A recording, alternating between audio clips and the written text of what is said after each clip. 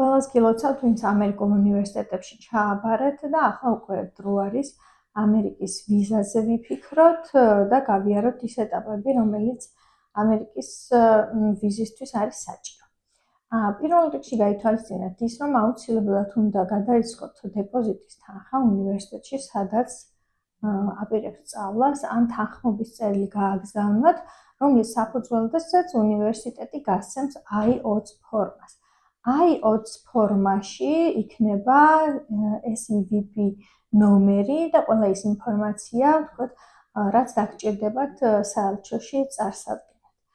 I-20 რომ გამოგვიგზავნონ, უნივერსიტეტი მოითხოვს გარკვეული ინფორმაციას, რომელიც იქნება თქვენი შესავსები, წერილებში აუცილებლად გექნებათ ამის შესახებ ინფორმაცია, ან თვითონ პლატფორმაზე ამ უნივერსიტეტის და სწორედ ჯერ თქვენ აწვდით ინფორმაციას, ავსებთ გარკვეულ ბლანკებს და შემდეგ ისინი აგზავნიან I-20 ფორმას.